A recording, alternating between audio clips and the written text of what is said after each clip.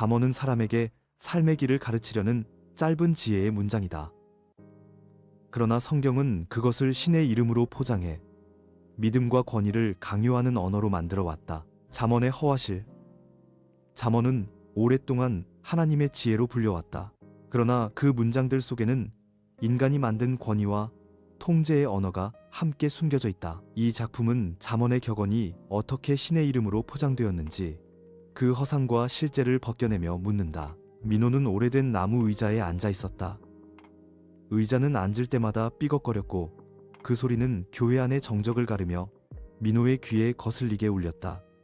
아이 때부터 익숙했던 풍경이었지만 어느 순간부터 그는 이 삐걱거림이 마치 교회의 낡은 권위를 상징하는 것처럼 느꼈다. 교회 천장은 낮았고 창문은 빛이 잘 들지 않았다. 작은 스테인드 글라스를 통해 들어오는 햇빛은 푸른색과 붉은색으로 왜곡되어 벽에 번졌다. 사람들은 그것을 은혜라고 불렀지만 민호는 그것이 오히려 현실을 가리는 필터처럼 보였다. 현실은 어둡고 그 위에 덧칠된 색깔만 화려할 뿐이었다. 목사가 강단에 올라섰다. 그는 언제나처럼 두꺼운 성경을 손에 들고 사람들을 바라보았다. 목사의 눈빛은 단호했고 목소리는 낮고 굵었다. 그는 늘 같은 어조로 성경 구절을 읽었다. 오늘도 예외가 아니었다. 여호와를 경외하는 것이 지혜의 근본이다. 그 말이 울려 퍼지자 회중석 곳곳에서 아멘이라는 대답이 터져나왔다. 어머니도 옆에서 고개를 끄덕이며 낮게 아멘을 속삭였다. 민호는 그 소리를 들을 때마다 어머니의 목소리 속에서 맹목적인 복종을 읽어냈다. 어머니는 오랫동안 이 훈계를 진리로 받아들여 왔고 그 말 속에서 위안을 얻고 있었다. 그러나 민호의 가슴속은 달랐다.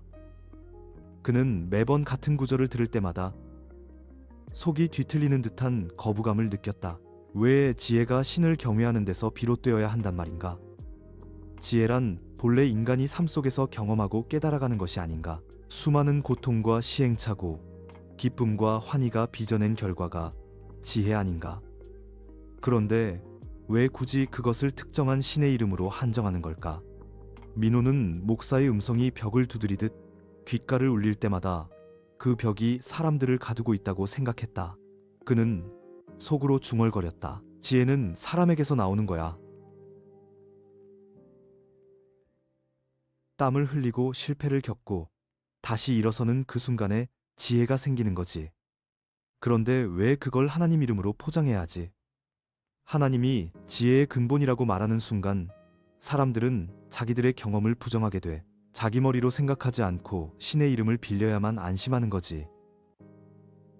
교회 안은 목사의 목소리와 사람들의 호응으로 가득했지만 민호는 고립된 섬처럼 혼자였다. 그의 귀에 들려오는 것은 다른 사람들이 내뱉는 아멘이 아니라 자기 가슴속 깊은 곳에서 일어나는 질문의 메아리였다. 질문은 답을 찾지 못한 채 자꾸만 커졌고 그는 언젠가 이 벽을 깨뜨려야 한다는 압박감을 느꼈다. 목사는 강단에서 잠언을 해석하기 시작했다.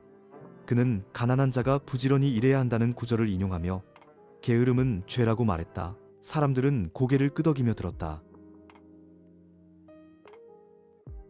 그러나 민호는 생각했다. 가난은 게으름 때문이 아니야. 사회 구조가 불평등하기 때문이잖아. 그런데도 이런 말을 신의 이름으로 던지면 사람들은 자기 가난을 탓하고 목사의 말을 따르게 돼. 결국 잠언은 고통받는 사람들을 달래는 동시에 그들이 반항하지 못하게 막는 도구일 뿐이잖아. 그 순간 민호는 강단 위 목사가 아닌 목사 뒤에 서 있는 보이지 않는 그림자를 본 듯했다. 그 그림자는 하나님이 아니라 인간 사회의 권력이었다. 권력은 늘 자신을 정당화할 장치가 필요했고 잠언은 그 역할을 해왔다. 신이 말씀하셨다는 선언은 사람들의 입을 막고 생각을 묶는 가장 강력한 쇠사슬이었다. 예배가 끝나자 사람들은 의례처럼 서로 인사를 나누었다. 어머니는 오랜 지인들과 함께 웃으며 담소를 나누었고 누군가는 다가오는 부흥회를 이야기하며 기대감을 드러냈다. 아이들은 교회 마당을 뛰어다니며 장난을 쳤고 어른들은 아이들의 머리를 쓰다듬으며 흐뭇한 미소를 지었다. 겉으로 보기에 그곳은 평화롭고 따뜻했다. 그러나 민호는 그 장면을 바라보며 오히려 서늘한 기운을 느꼈다. 그 웃음과 대화는 모두 오래된 믿음의 틀 속에서만 가능한 것 같았다. 그 틀 밖으로는 아무도 나가려 하지 않았다. 민호는 문득 목사의 설교를 곱씹었다. 잠언은 부지런한 자와 게으른 자를 나누고 정직한 자와 사악한 자를 구분한다. 그리고 늘 오른쪽에 서야 한다고 말한다. 하지만 민호의 눈에는 그 단정적인 언어가 불편하게 다가왔다. 세상은 그렇게 단순하지 않았다. 게으름이라는 말로 포장된 고통 뒤에는 종종 생존을 위해 허덕이는 현실이 있었다. 정직하지 못한 선택 뒤에는 누군가를 살리려는 절박함이 숨어 있기도 했다. 그런데 잠언은 모든 것을 선과 악, 옳고 그름으로 재단하고 있었다. 민호는 속으로 자문했다. 정말 하나님이 사람의 삶을 그렇게 단순하게 판단했을까? 아니면 사람이 자기 기준을 신의 말로 바꾸어 단정해버린 걸까? 결국 누군가의 목소리가 하나님의 훈계인 척 우리 위에 군림하는 건 아닐까? 그 순간 민호는 어린 시절의 기억을 떠올렸다.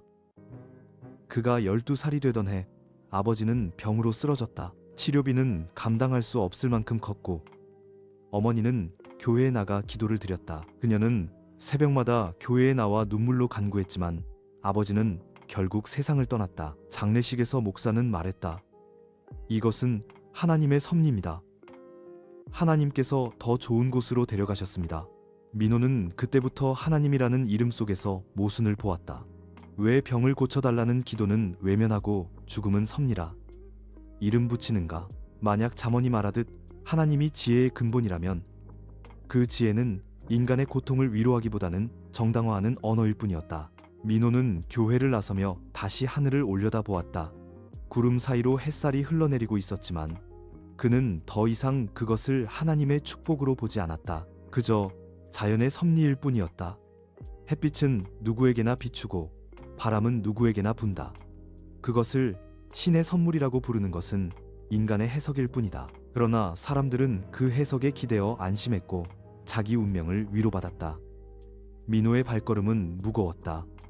교회 문을 나설 때마다 그는 더 큰 질문을 짊어진 채 세상 속으로 나아가야 했다. 잠언의 훈계는 사람들을 하나로 묶었지만 동시에 그들을 눈멀게 만들고 있었다. 지혜는 인간의 삶 속에서 피어난 꽃이어야 하는데 왜 사람들은 그것을 신의 이름으로만 받아들이는가? 민호는 그 모순을 생각하며 어쩌면 자신이 앞으로의 인생을 걸고 싸워야 할 주제가 이것일지도 모른다고 느꼈다. 집으로 돌아가는 길에 그는 어머니에게 물었다.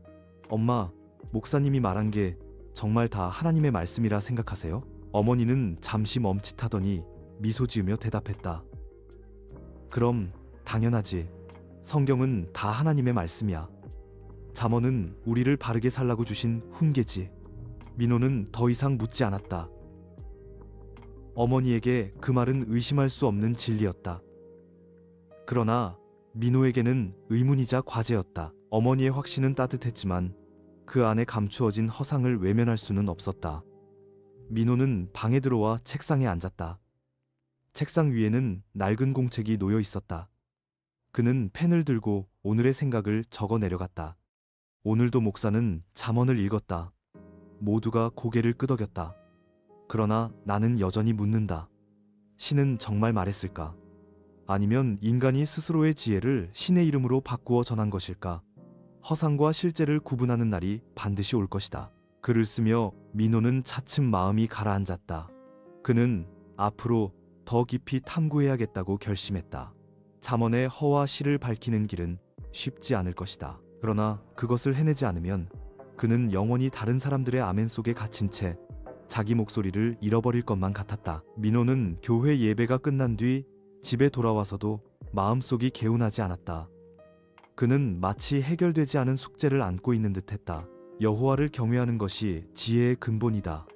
라는 문장은 여전히 귀에 맴돌았고 목사의 단호한 목소리와 어머니의 아멘은 떠나지 않았다. 그러나 민호의 가슴속 깊은 곳에서는 그것이 허상일지도 모른다는 강렬한 의문이 자꾸만 솟아올랐다. 며칠 뒤 민호는 우연히 교회 한쪽에 붙은 문을 발견했다. 그 문은 평소에는 잘 열지 않는 작은 방으로 이어져 있었다. 교인들 사이에서는 도서관이라 불렸지만 사실상 창고나 다름없는 공간이었다. 민호는 호기심에 문을 열었다. 낡은 경첩이 삐걱거리며 소리를 냈다. 방 안은 어둡고 먼지가 가득했다. 좁은 창문 사이로 들어오는 빗줄기가 공기 중의 먼지를 반짝이게 했다. 책장에는 오래된 성경책과 주석서, 찬송가집, 그리고 교인들이 기증했다는 이름 모를 책들이 빽빽하게 꽂혀 있었다. 민호는 무작정 책등을 훑다가 눈에 띄는 한 권을 꺼냈다. 가죽 표지의 색은 이미 발해 있었고 책의 모서리는 닳아 있었다. 표지에는 희미하게 잠언 주석이라고 적혀 있었다.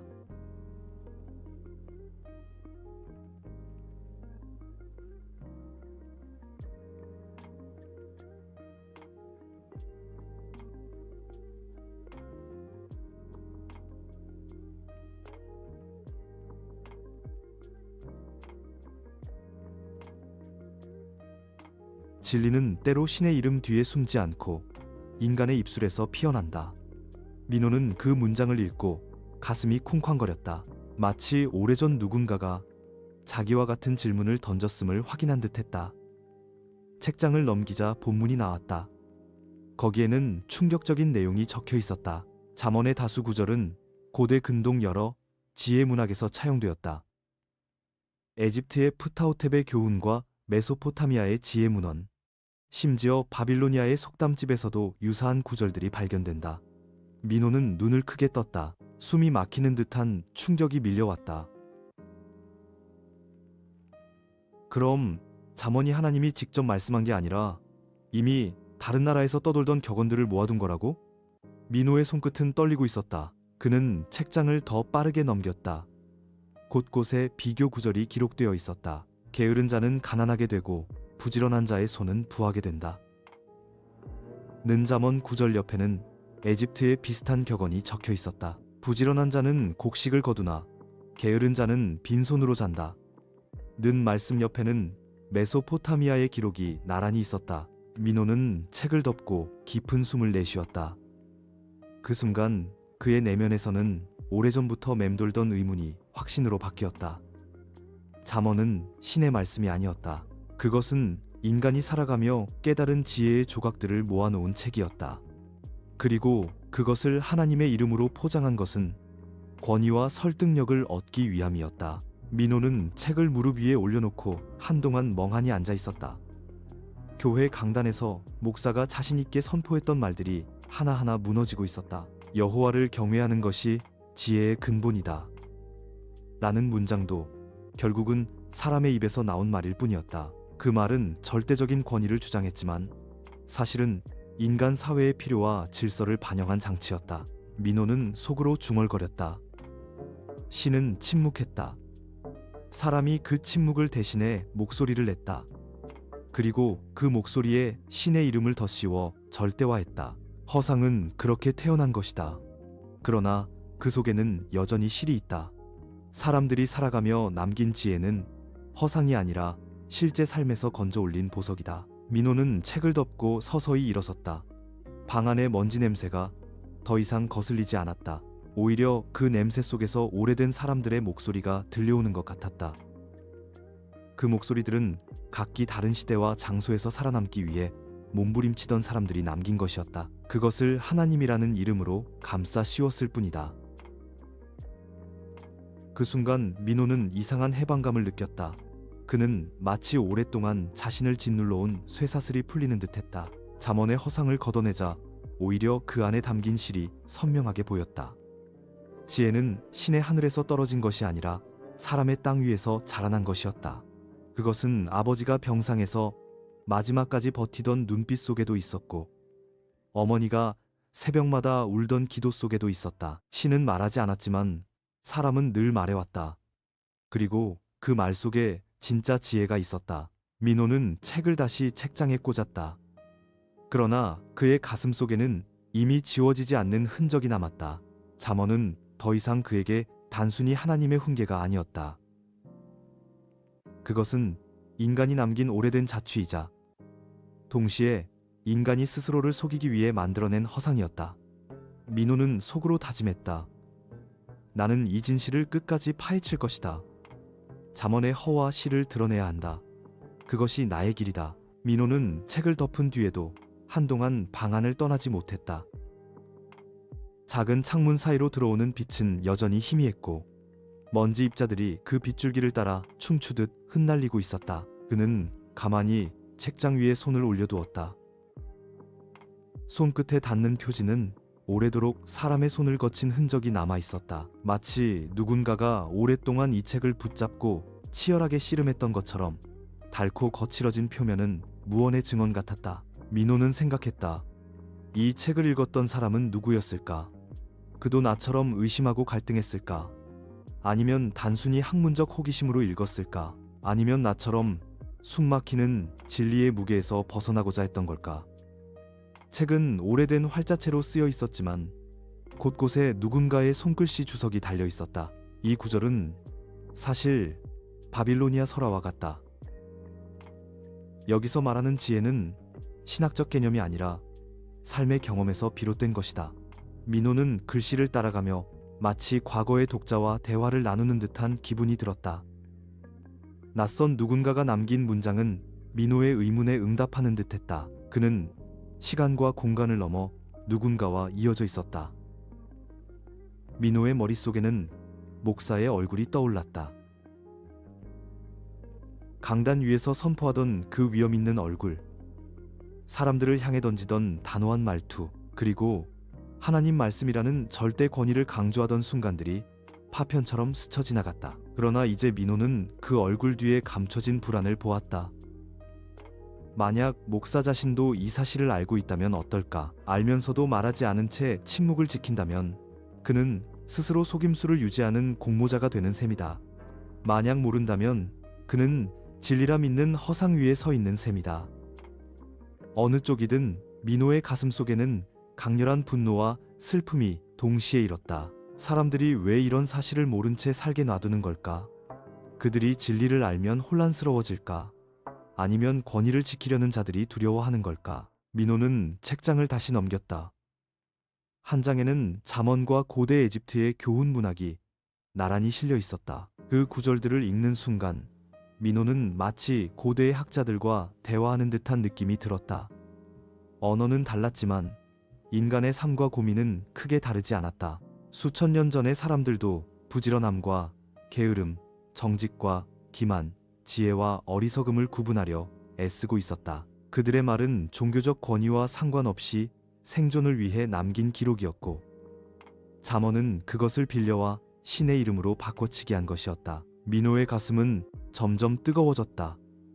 그는 그동안 스스로의 의문이 단지 반항심이나 불신에서 비롯된 게 아닐까 두려웠다. 그러나 이제는 달랐다. 이 책이 증거였다. 잠언은 인간의 말이었다. 신은 그저 이름만 빌려주었을 뿐이었다. 방 안은 고요했다. 그러나 민호의 내면은 요동치고 있었다. 그는 숨을 고르며 두 눈을 감았다. 머릿속에는 어린 시절 교회에서 들었던 수많은 설교 장면이 흘러갔다. 잠언은 하나님의 지혜다. 하나님을 경외하는 것이 지혜의 시작이다. 그 말들이 이제는 허공에 흩날리는 메아리처럼 느껴졌다. 그 말들이 가르쳐주던 훈계의 목소리는 권위라는 껍데기만 남았고 그 속에서 살아있는 진짜 지혜는 인간의 목소리 속에 있었다. 민호는 조용히 일어나 방 안을 둘러보았다. 책장마다 꽂힌 수많은 책들이 저마다의 목소리를 내고 있었다. 성경책, 찬송가집, 설교집, 그리고 철학서와 문학책까지 섞여 있었다. 민호는 깨달았다. 진리는 하나의 목소리에만 있지 않다는 것을. 사람들은 수많은 목소리를 모아 진리를 찾으려 했고 그 가운데 일부는 신의 이름으로 덧칠되었다. 그러나 그 덧칠을 벗겨내면 결국 남는 것은 인간이 남긴 경험의 기록이었다. 민호는 작은 방을 나오며 마지막으로 뒤돌아보았다. 낡은 책장은 여전히 침묵하고 있었다. 그러나 민호의 귀에는 그 침묵 속에서 수많은 목소리가 들렸다. 그 목소리들은 서로 충돌하고 합쳐지며 하나의 울림을 만들어냈다. 민호는 속으로 말했다. 이제 나는 더 이상 속지 않을 거다. 나는 사람의 목소리를 신의 목소리와 혼동하지 않을 거야. 잠언의 허상은 이미 벗겨졌다. 남은 것은 인간이 남긴 실제의 지혜뿐이다. 그 순간 민호는 자신이 앞으로 걸어가야 할 길을 조금은 알 것 같았다. 그 길은 쉽지 않을 것이다. 목사와 어머니, 교회의 권위와 부딪혀야 할지도 모른다. 그러나 그는 물러서지 않으리라 다짐했다. 진짜 지혜를 찾는 길은 언제나 고독하고 위험하지만 그것만이 그를 자유롭게 할 수 있었다. 친구와의 대화. 민호는 도서관에서 발견한 책을 읽은 이후로 며칠 동안 잠을 제대로 이루지 못했다. 머릿속에는 끊임없이 생각이 떠올랐고 책 속의 구절들이 맴돌았다. 그는 강단에서 울려 퍼지던 목사의 단호한 목소리와 낡은 주석서 속에서 본 글귀를 번갈아 떠올리며 갈등했다. 잠언은 고대 근동의 문헌에서 차용되었다. 라는 문장은 단순한 지식이 아니었다. 그것은 지금까지 자신을 짓누르던 권위의 기반을 뒤흔드는 증거였다. 민호는 더 이상 혼자서 이 문제를 붙잡고 있을 수 없다고 생각했다. 누군가와 이야기를 나누고 싶었다. 그는 가장 가까운 친구 수진을 떠올렸다. 수진은 민호와 달리 교회를 다니지 않았지만 언제나 차분하게 이야기를 들어주는 사람이었다. 민호는 수진에게 전화를 걸었다.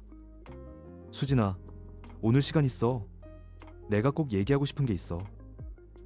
수진은 잠시 웃음 섞인 목소리로 대답했다. 너 목소리가 심각하네. 카페에서 보자. 둘은 도심의 작은 카페에서 만났다. 창가 자리에 앉은 민호는 뜨거운 커피를 주문했지만 정작 손에 잡힌 컵은 식어갔다. 그는 오랫동안 고민하다가 마침내 입을 열었다. 수진아, 내가 교회 도서관에서 이상한 책을 발견했어. 잠언이 진짜 하나님의 말씀이 아닐지도 모른다는 증거 같은 거야. 수진은 고개를 끄덕이며 물었다. 어떤 책인데 그래? 민호는 주석서에서 본 내용을 자세히 설명했다. 고대 에집트의 프타호텝의 교훈, 메소포타미아의 지혜문학, 바빌로니아의 속담집, 그 속에 잠언과 닮은 구절들이 있었다는 것. 민호는 손짓을 섞어가며 흥분한 목소리로 이어갔다. 생각해봐. 목사님은 늘 잠언을 하나님의 말씀이라고 단호하게 말해왔어. 근데 사실은 사람들이 이미 오래전에 쓰고 전해오던 말이었던 거야. 그걸 가져다가 하나님 이름을 붙여 권위를 세운 거지. 결국 신은 말하지 않았고 사람이 말한 거야. 수지는 잠시 침묵하더니 조용히 커피를 마셨다. 그의 눈빛은 차분했지만 날카로웠다. 민호야, 네가 말한 게 사실이라면 충격적이네. 근데 그게 꼭 나쁘다고만 볼 수 있을까? 사람들이 서로의 지혜를 모으고 그걸 신의 이름으로 포장해서 더 많은 이들에게 전했다면 어쩌면 그게 당시로서는 가장 강력한 전달 방식이었을지도 몰라. 민호는 고개를 끄덕이면서도 쉽게 납득되지 않았다. 맞아. 사람들 입장에서는 필요했을지도 몰라. 하지만 문제는 지금이야. 수천 년이 지난 지금도 사람들은 그걸 신의 말씀이라고 믿고 있어. 그러면서 자기 생각을 멈추고 그냥 권위에 기대어 살아가는 거지. 그게 허상이라는 거야. 지혜는 신의 말이 아니라 인간의 경험인데 왜 아직도 신의 이름으로만 받아들여야 하냐는 거지. 수지는 잠시 생각하다가 웃음을 지었다. 내 말도 일리가 있어. 근데 이렇게도 생각해 볼 수 있지 않을까? 잠언이 인간의 지혜라면 오히려 그게 더 의미 있는 거 아닐까?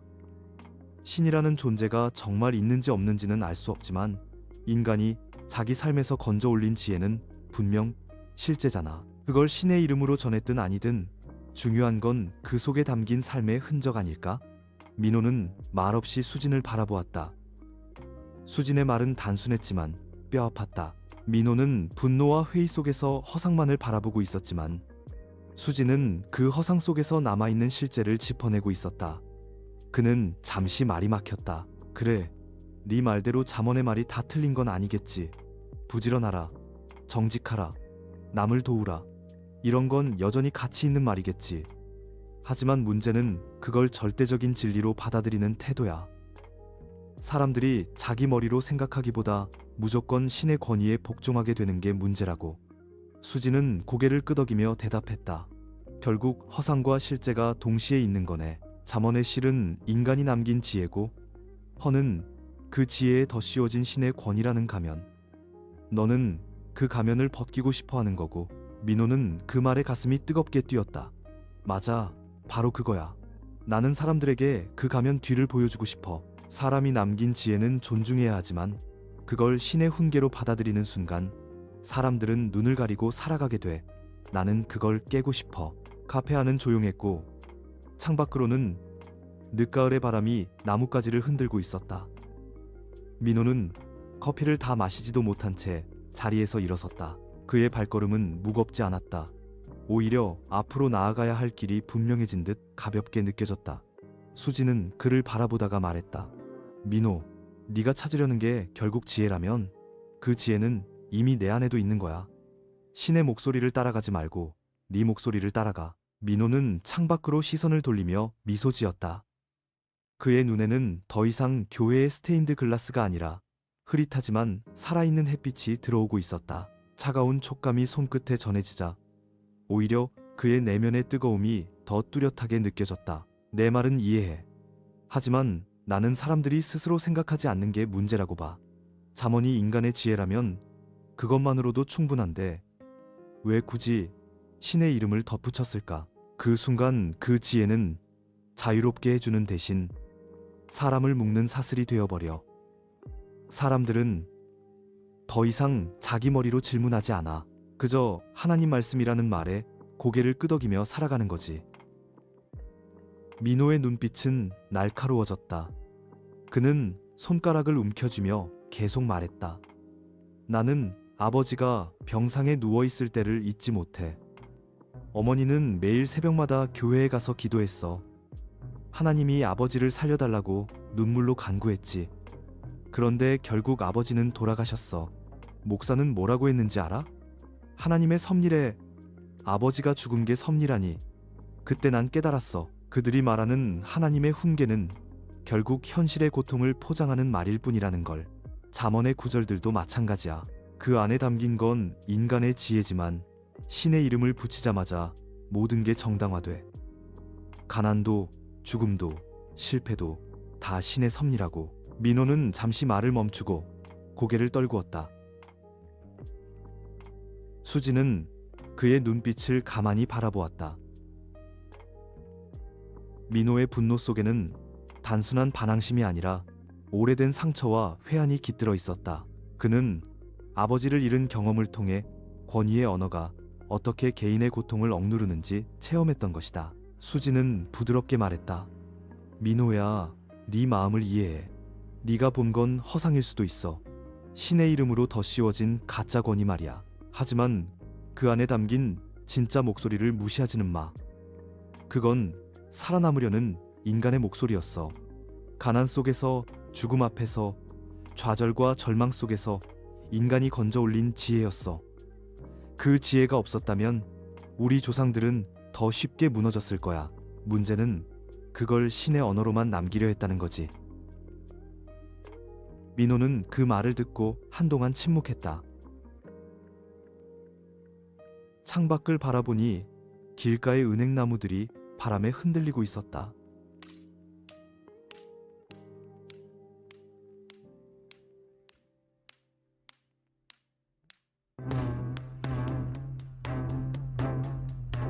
노란 잎들이 하나둘 떨어져 인도 위에 수북이 쌓였다. 그 장면은 마치 인간의 삶과 같았다. 짧고 더섭는 순간이지만 그 안에 계절의 모든 빛깔이 담겨 있었다. 민호는 속으로 중얼거렸다. 그래, 수진 말이 맞아. 잠언은 허상과 실제가 동시에 있을 수 있겠지. 실제는 인간의 목소리이고 허상은 그 위에 덧씌운 신의 가면이지. 그는 다시 수진을 바라보았다. 나는 그 가면을 벗기고 싶어. 사람들이 자기 눈으로 세상을 보게 만들고 싶어. 지혜가 신의 이름 없이도 충분히 값지다는 걸 알게 하고 싶어. 수지는 미소를 지었다. 그 길은 쉽지 않을 거야. 사람들은 오랫동안 신의 권위 속에 안주해왔거든. 그게 편하니까. 민호는 손짓을 섞어가며 흥분한 목소리로 이어갔다. 생각해봐. 목사님은 늘 잠언을 하나님의 말씀이라고 단호하게 말해왔어. 근데 사실은 사람들이 이미 오래전에 쓰고 전해오던 말이었던 거야. 그걸 가져다가 하나님 이름을 붙여 권위를 세운 거지. 결국 신은 말하지 않았고 사람이 말한 거야. 수지는 잠시 침묵하더니 예상과는 다른 차. 수지는 잠시 침묵하더니 조용히 커피를 마셨다. 그의 눈빛은 차분했지만 날카로웠다.